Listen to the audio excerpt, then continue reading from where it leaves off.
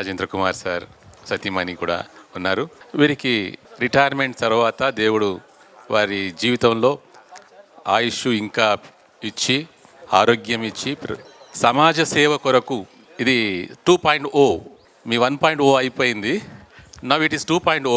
So ఈ 2.0ని సమాజ సేవలో మీరు వెచ్చించాలని కోరుకుంటూ రాజేంద్ర కుమార్ గారికి వారు పటాన్చెరుతో ఉన్నటువంటి అనుబంధం కావచ్చు, అదేవిధంగా సంగారెడ్డి కళాశాలతో ఉన్నటువంటి అనుబంధం కావచ్చు.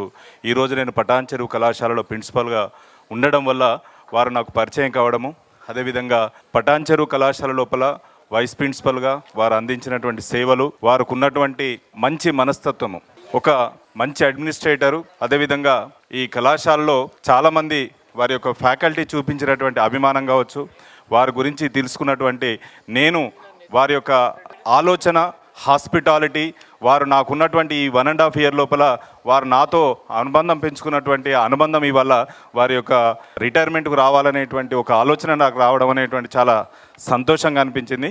కాబట్టి వారికి ఈ సందర్భంగా శుభాకాంక్షలు తెలియజేస్తూ వారి యొక్క శేష జీవితము సుఖ సంతోషాలతో గడవాలని చెప్పేసి కోరుకుంటూ, సార్ గురించి చెప్పాలి అని అంటే మాకు ఇది ఒక హైదరాబాద్ డిస్ట్రిక్ట్లో ఐడి కాలేజీ.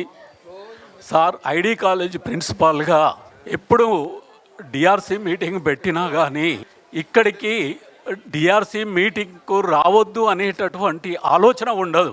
ఎప్పుడు సార్ డిఆర్సి మీటింగ్ పెడతాడు, ఎప్పుడు రావాలి అనేటటువంటి ఆలోచన హైదరాబాద్ డిస్టిక్లో ఉన్నటువంటి ప్రిన్సిపాల్ అందరికీ కలుగుతుంది.